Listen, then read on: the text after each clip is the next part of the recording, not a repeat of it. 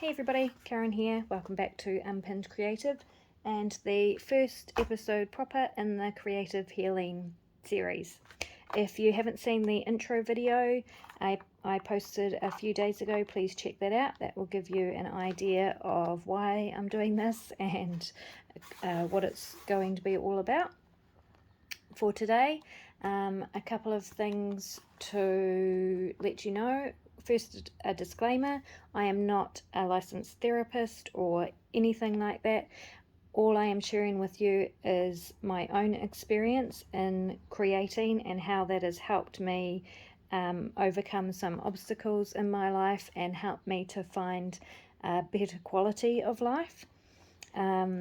Specifically, as a person living with chronic disease and a person who is a caregiver to a high needs child.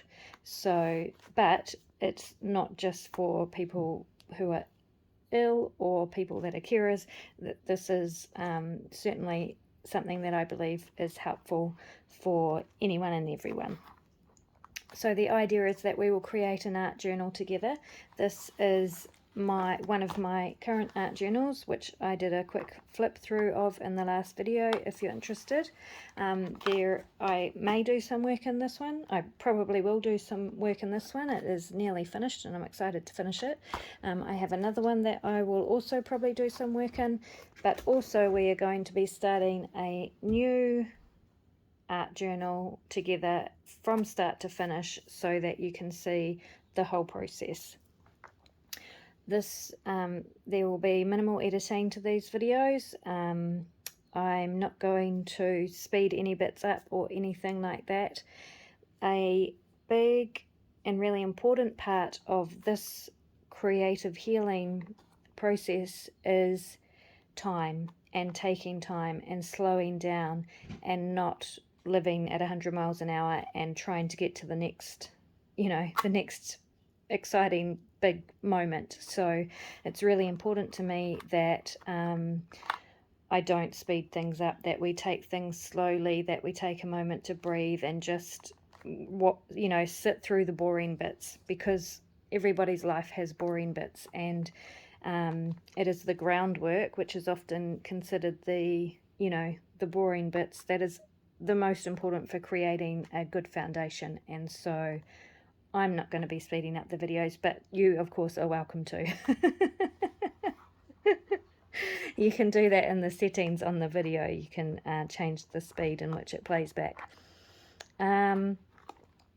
Okay, so we will start with altered book prep and what that means and all of that stuff. The other thing is a couple of reasons I wanted to put this series out on YouTube to reach as many people as possible is that so many people say to me that they wish they had the time, the space, the talent, the inspiration, the imagination, whatever the case may be, to do what I do. And I just really want everyone to know, especially those people who think they can't, that they can. And I'm hoping that I can offer solutions to that way of thinking, and encourage you, whoever you are and whatever your circumstance may be, to start creating, because it really will change your life. Human beings are innately creative. We were born with creativity. So there is no such thing as not having any and not having talent or anything like that. There really isn't. I don't consider myself an artist. I have not been to any art school or any other than the standard art classes at high school. I have had no specific training, and maybe you can tell that in my work. But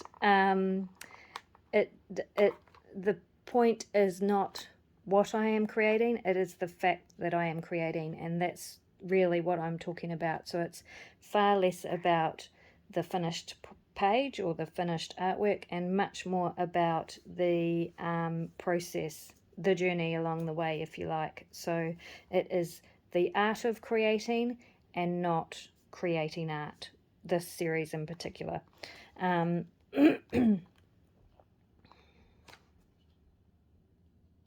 Alrighty, so much talking, but we are not going to get anywhere if I don't start doing.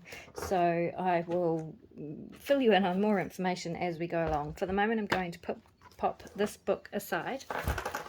And the first thing I'm going to do is address one of the things that comes up quite a bit when I'm talking to people about creating and people who want to create, and that is that they don't have the space to do it. They don't have anywhere that they can create in their home.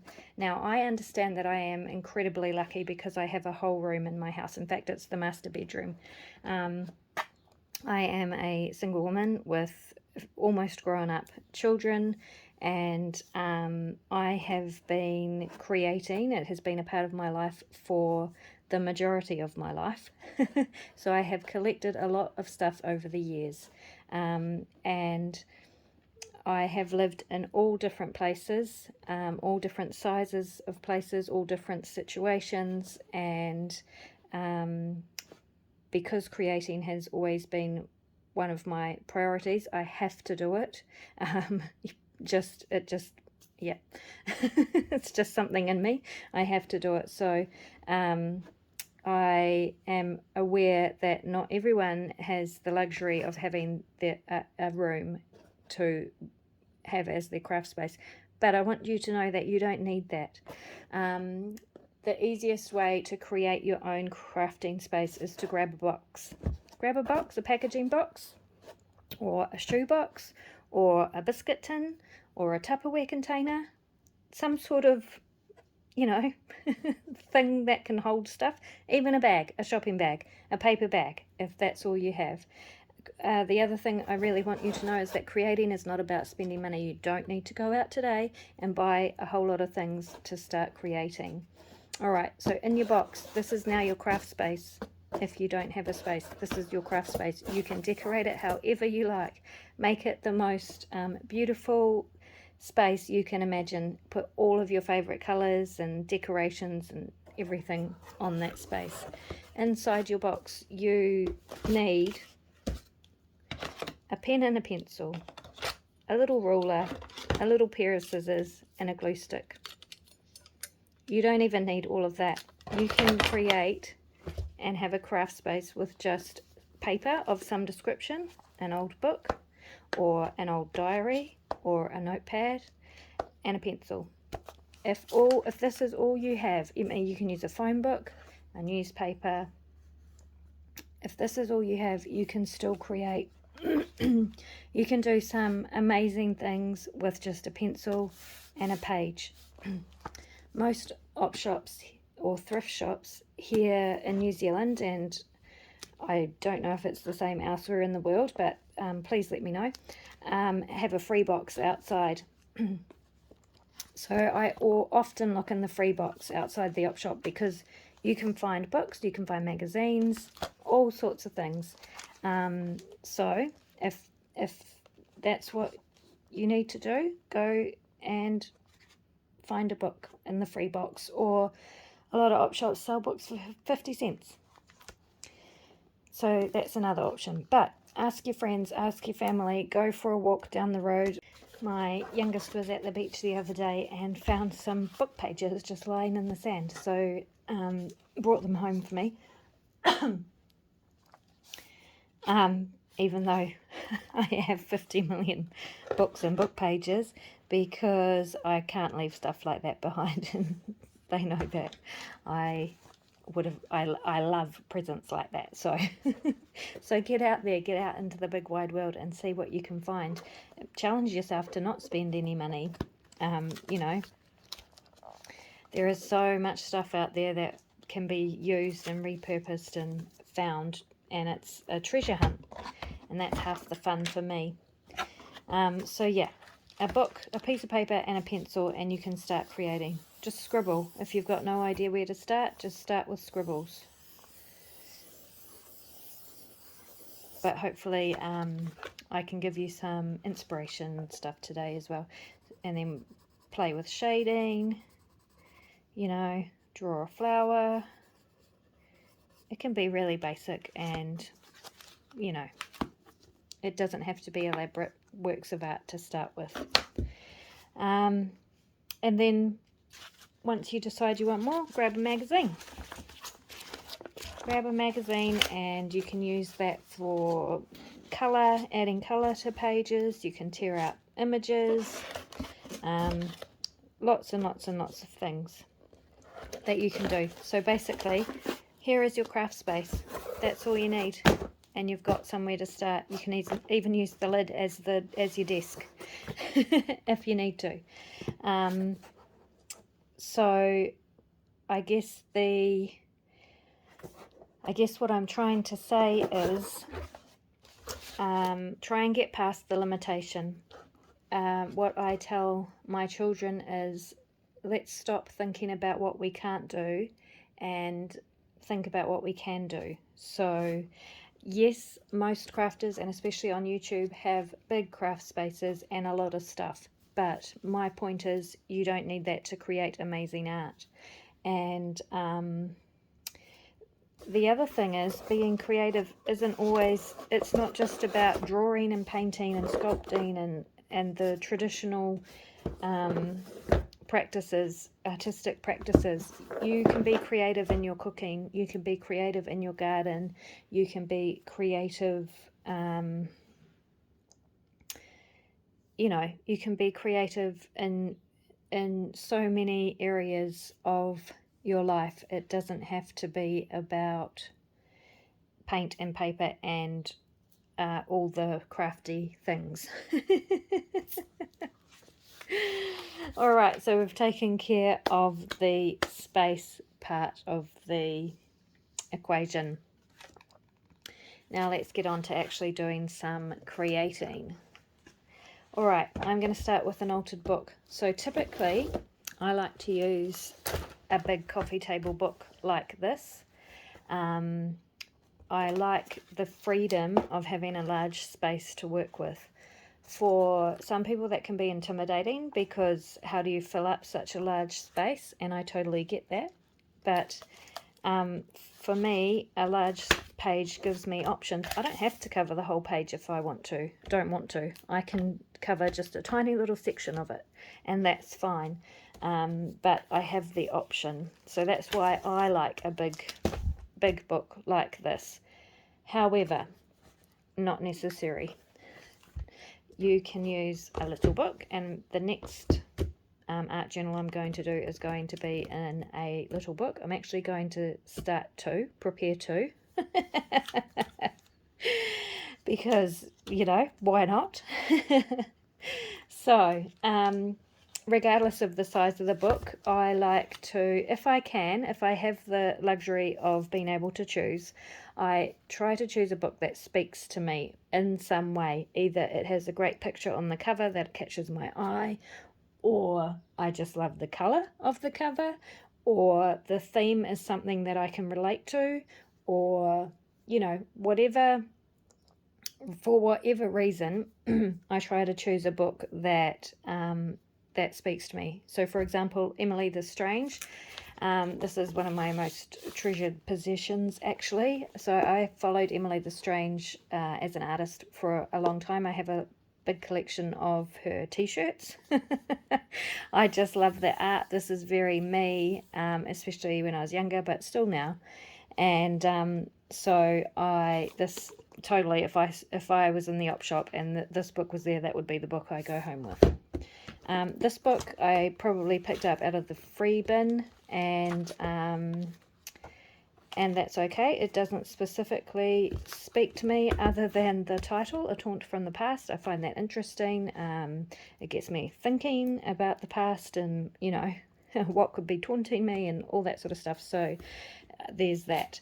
Now, these books differ in another way apart from the age. This one is obviously much older. It's from the 70s, and this one is probably from the early 2000s. This book has a sewn-in spine, so the signatures are sewn in to the spine, and the way that you figure that out is you look at the top of the book and you can see the signatures there. So it's each little section of paper. If you go to the middle of one of those signatures, you will be able to see the thread that has been used to sew in the pages. For an altered book, I prefer to use a book with sewn-in signatures. I feel like it gives the book much more stability and is easier to work with. So that is the book I prefer, the type of book I prefer.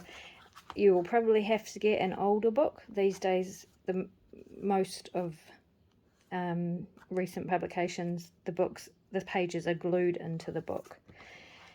So if you're just starting out with an altered book, I really recommend starting with a book with sewn-in signatures. This book here does not have sewn-in signatures. It is glued in, so you can see if you look closely at the book that there is a big thick line of glue holding all those pages in. And typically I do not use a book with glued in pages for an altered book, but I love this book so much and I really want to use it, so I am going to see what happens. And I know that people do. There are people out there that love books with glued in pages for altered books, so you know, you can't take everything I say as gospel. There are ways around everything, and my biggest thing with creating is just try it. Just try it and see what happens. At the end of the day, it's no big deal, especially when you are not spending a lot of money.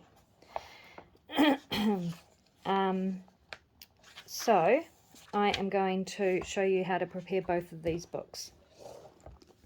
So with a book with sewn-in signatures, what I like to do is, for both of these books actually, we need to remove at least half of the pages, probably 2/3 of the pages, which is going to seem like a lot, and it's going to seem like you're not left with very many pages.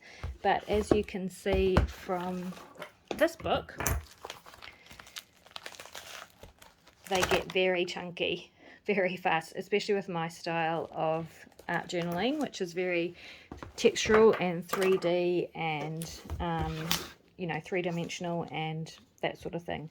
So you do want to remove quite a few. Now, if it scares you at first to take out so many pages, just take out as many as you think you need to take out, and you can always remove more later.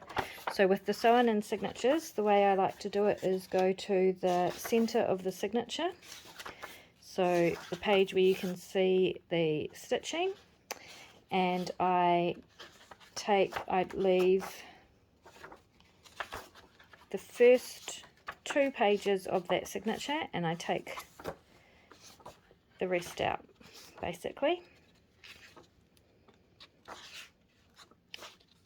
So you'll have the first 2 pages and the last 2 pages because they're joined. So I will count how many that is. 1, 2, 3, 4, 5, back to the middle. And then I'm going to take the 2 pages on either side of that stitching line and tear them out. So that's 1. Same with the next 2.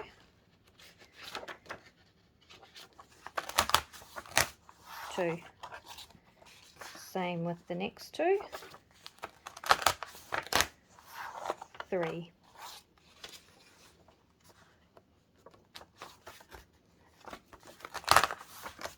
4.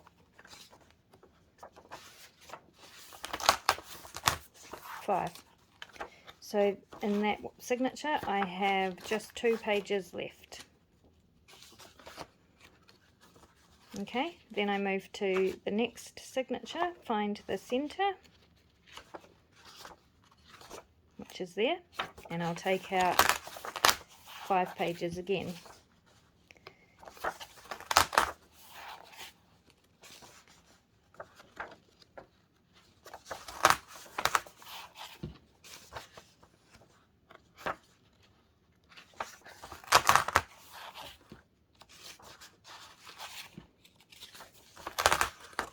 And I'm going to do that all the way through the book for each signature. and you can already see the 2 signatures that I have removed the pages from create a very it feels very bare, very minimal, like there's not much there at all. And actually you can tell by the number of signatures. So you can actually see the number of signatures in the top. So there are 4 more signatures. So this book had 6 in total. So if I'm saving 2 pages per signature, then this book will end up having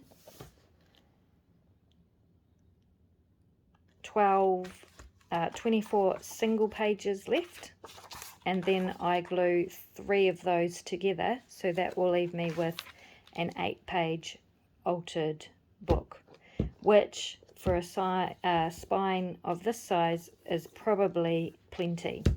But as I said, if it scares you taking out so many pages, then just start with the first few and see how you feel. You don't have to do the whole book straight away all at once. Now, don't get rid of these pages because we'll probably use those later. For the glued in book, I am going to see how many pages there are. 266, a few more than that. So I probably want to take out, I'm going to say maybe 200 pages.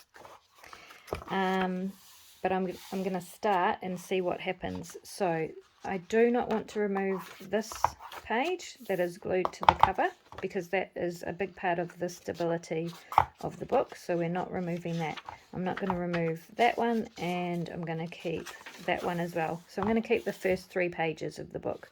I'm also going to keep this page because I love the dedication here, which says, "For the world of Emily fans who get lost while never losing their ways," and that really speaks to me, so I'm not getting rid of that.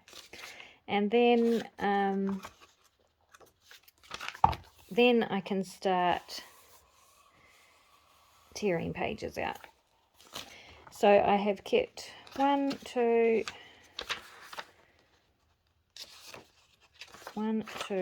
3, 4, and now I'm going to remove some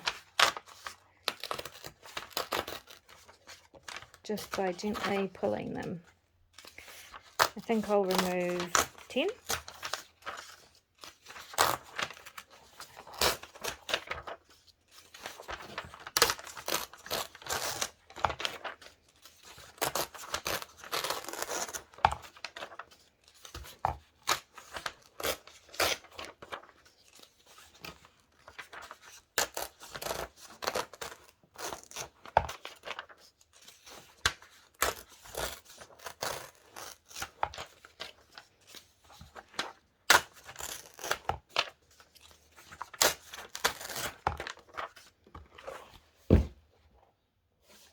Okay, and then I'm going to leave 3, and I'll take out another 10.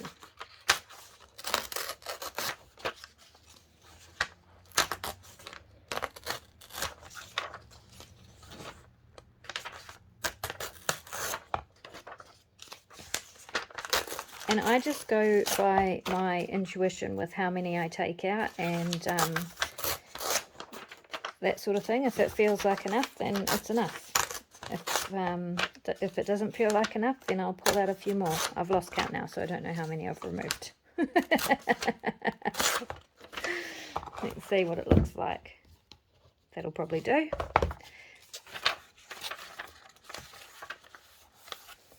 So this time I might leave 6, because I might make that a double page or something. So I'm going to leave 6 and then pull out another 10.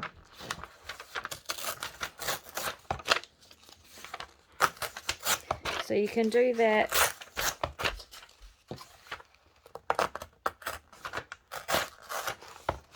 throughout your book.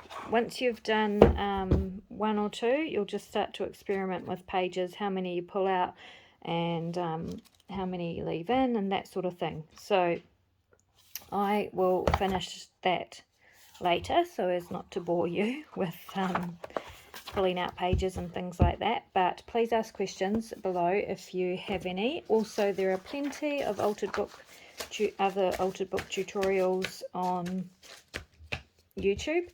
One of my favorite artists, altered book artists, is Laurie Marie Jenkins. She makes the most amazing stuff, not just with books, but go and check out some of her older altered book videos. She gives you really good information on preparing books and yeah, all that sort of stuff. I will link her channel in the description box. Alrighty, so we have kept our book pages aside and we have our 2 books. The next thing to do is start working. So I'll start in this book. The first thing I do is glue 3 pages together to create 1 page. It gives me a much sturdier page because I'm working with lots of different mixed medias and mediums and things like that. So I go through and glue 3 pages together. Now you can use whatever glue works for you, whatever you have. I'm actually going to try using glue stick for this book because it is a nice kind of not too heavy but lovely matte paper with some grip to it, being a vintage book. I'm going to try using glue stick in this book and see how that works out. But you can use PVA, you can use Mod Podge. Generally I use Mod Podge, and certainly if I'm using a coffee table book with glossy pages, I will use PVA or Mod Podge, just to make sure that the pages stick really well together, because glossy pages are you know, harder to stick together because they're so smooth, they don't have any grip. You can sand them if you want to.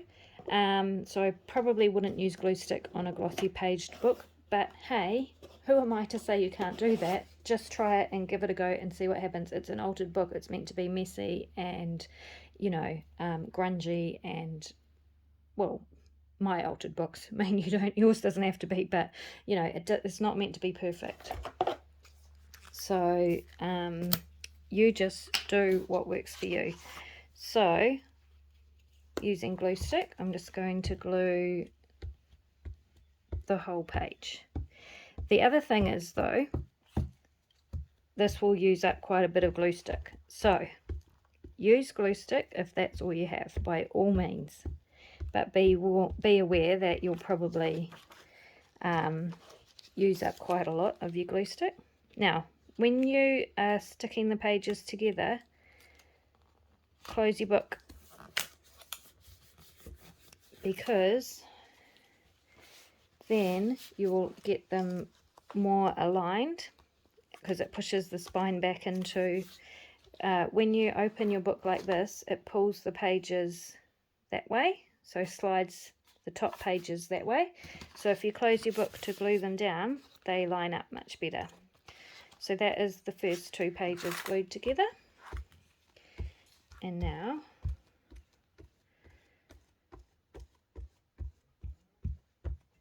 the third. Whoop.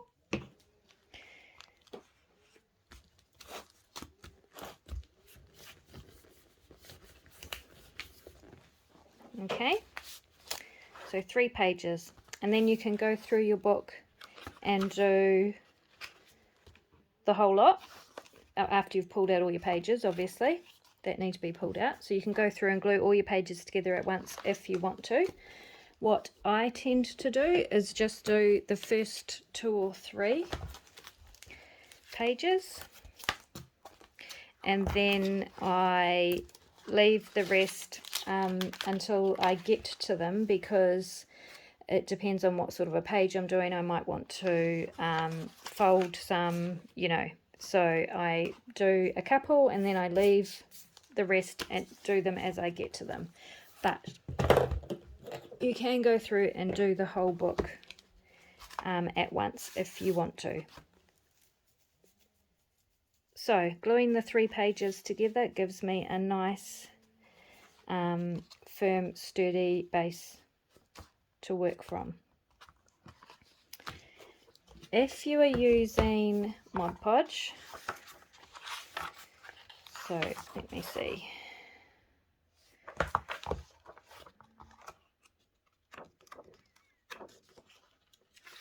I'm going to keep those ones. So for this one I'll use Mod Podge or PVA. I'll use Mod Podge. So it's going to make your page quite wet, being a wet glue obviously, and you'll get wrinkles. Now personally I love wrinkles because it adds to the texture, but if you don't want wrinkles, then just use a very thin layer.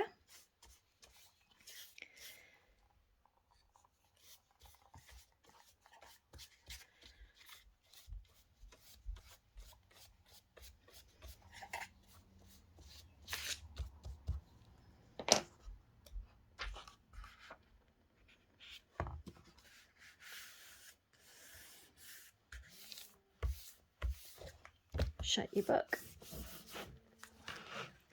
And you can use a credit card or a ruler to just smooth it out if you don't want the wrinkles. You'll still probably get some, it's just the nature of the game. And as I said, I don't mind wrinkles, I love the texture that it gives me, but if you would like to minimize your wrinkles, then do those things. Right, so that's 2 pages glued together, and I'm going to glue another one together.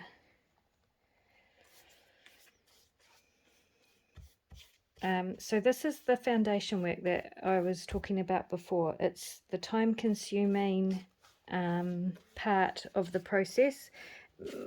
Many people might think it's the boring part of the process. You know, you can't wait to get to the actual creating stage, but this is actually my favorite part of an altered book, is preparing the pages and laying the foundations. And I really believe, you know, it's the boring stuff, the stuff that feels like work, that's not exciting, that creates the base for really great things. So take your time, and it can be a great stress reliever. One of my favorite things to do when I'm feeling really stressed or overthinking and can't get out of my head is to just collage, is to just start gluing stuff, because I don't have to think about it. I don't have to think about what I'm doing. It's monotonous. It's enjoyable for me. I love the act of just painting glue onto paper. But the trick is to not then let your brain get away from you, because it is so easy to do.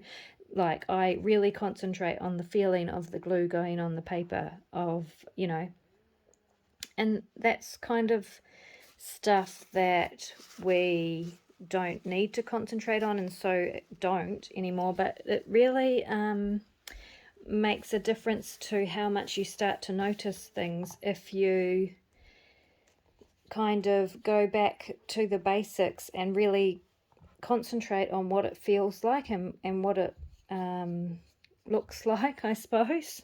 I don't know if this is making sense, but it's definitely something that I practice, especially, yeah, as I said, when I'm really stressed out or have been overthinking.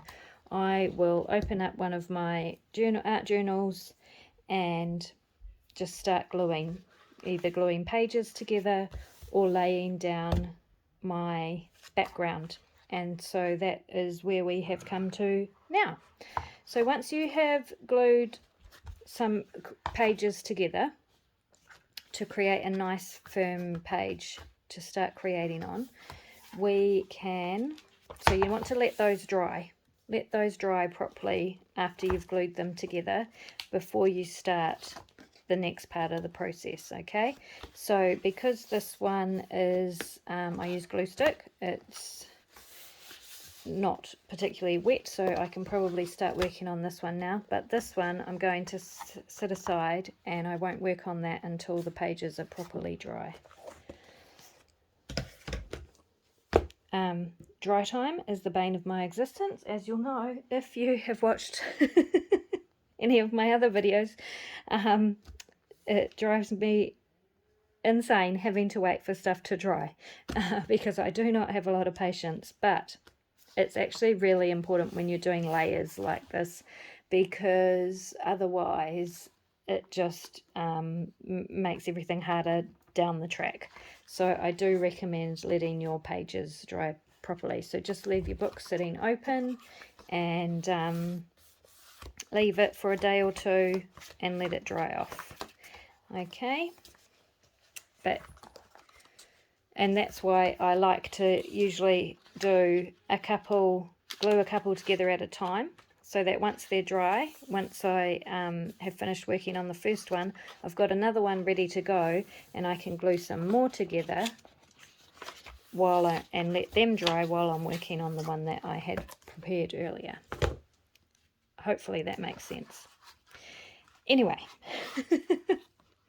let's get to the next part of the process of starting an altered book art journal. Okay, I'm not going to start with the first page. For some reason, it's just a thing with me. I don't like to start with the...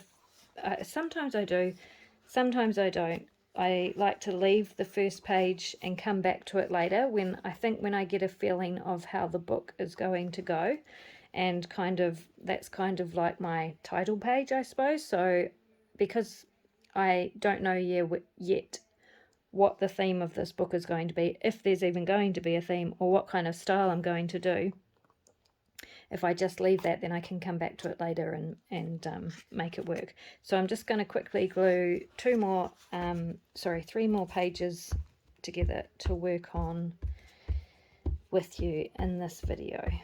We're not going to get a page completed today. That will take hours, and I'm sure you don't want to sit here for hours watching me do this. And in the future creative healing videos, I won't do this prep process on camera with you necessarily. Sometimes I might, depends on how I'm feeling, but in most instances I'll probably just work on pages that I have ready to go, so that you don't get too bored with me. Okay, so now I have 2 pages prepped and ready to go in this book, and I only pulled the pages out of 2 signatures, so before I carry on gluing pages together, I need to pull more pages out of the book. Okay, so where to from here? So I'm leaving this first page and I'm going to start working on this page. The first thing that I like to do when I'm starting an altered book art journal page is lay down a base layer. So Laurie Marie, who I mentioned before, she calls it underpants. So you're putting down the underpants on the page. Your underpants is your foundation layer, right?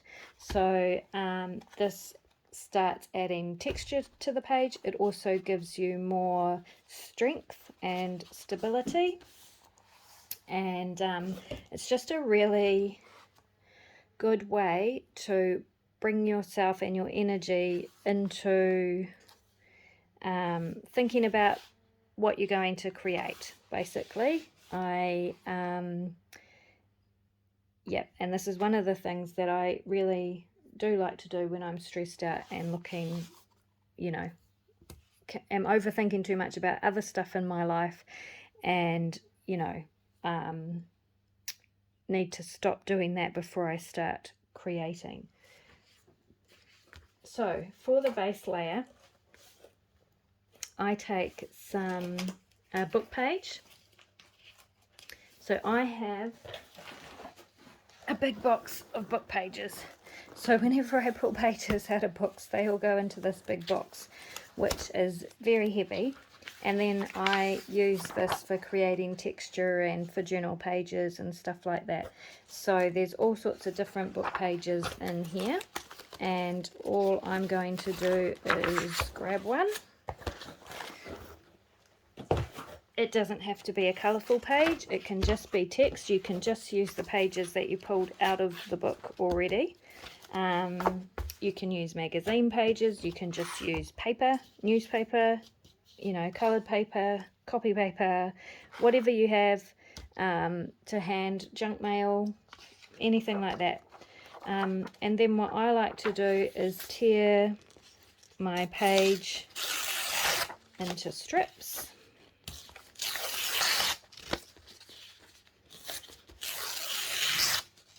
Like that, and then I tear it into smaller squares or rectangles. You can tear it freehand like this, or you could use your ruler to get a nice straight edge. Either way is perfectly acceptable, of course. So I kind of, the size of my squares I kind of make relative to the size of my page. So this is quite a small page, so I probably want smaller squares on here. My bigger pages, let me see if I can show you. Have I got one in here? Yep. Sorry, I bumped the camera. So my bigger pages, I don't know if you can see that, but they have bigger bigger squares for the undergarment layer. And then I just, now because I picked a glossy page, I'm going to use Mod Podge to lay it down, but if you had picked a flat matte book page, you could just use glue stick again, just like doing a collage. But I'm going to use Mod Podge and put Mod Podge down on my page and then start laying down the little squares. You can do it however you like. You can do it randomly, which you would think with my random way of creating things, that's what I would choose. But I tend to go in a straight line. I don't know why. It's just what I do.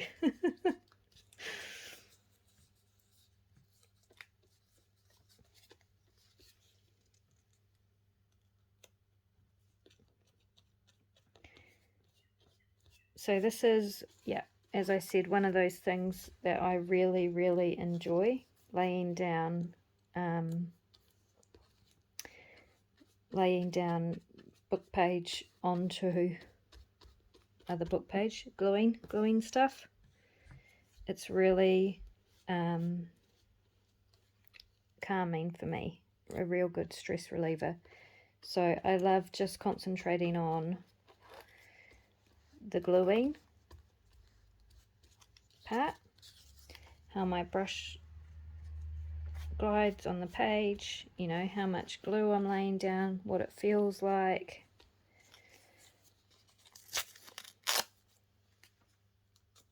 That sort of thing. So when I'm feeling really stressed, if I have a bad headache or I'm in a lot of pain that day, or you know, I'm having trouble with my child, and I just feel like I'm not getting anywhere and I don't have the headspace to actually create something, this collage type activity, and especially where it's a collage that isn't going to be anything, it's literally just for texture. So I'm not thinking about what the image is going to look like at the end. It doesn't matter where I put any of these pieces on the page. I just have to get them down on the page. So that kind of thing is, it just always makes me feel a million times better.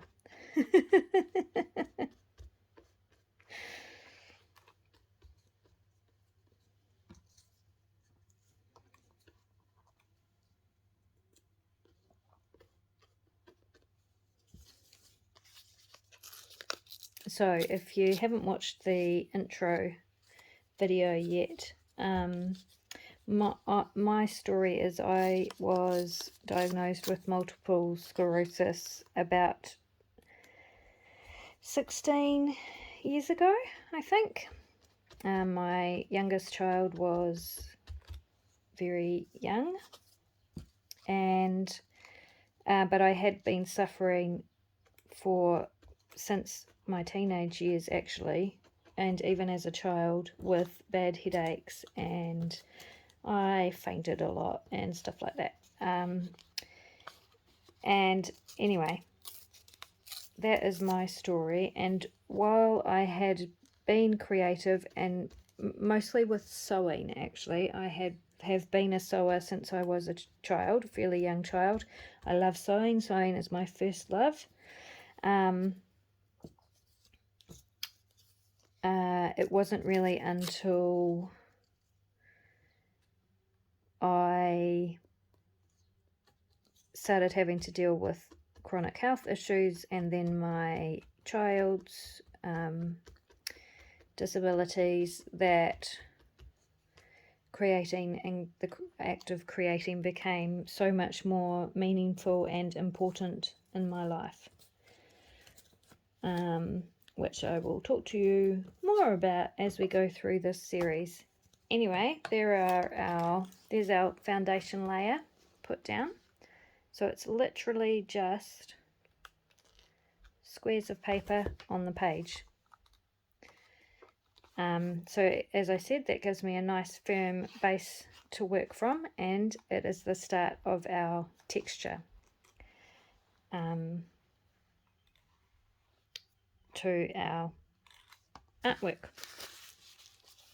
All right, so once you are at that stage, you will need to let that dry off completely. So that will take a day maybe. Yeah, you really want your layers dry. So I need to leave that now and let that dry properly along with the other one. And maybe that is enough for today's session.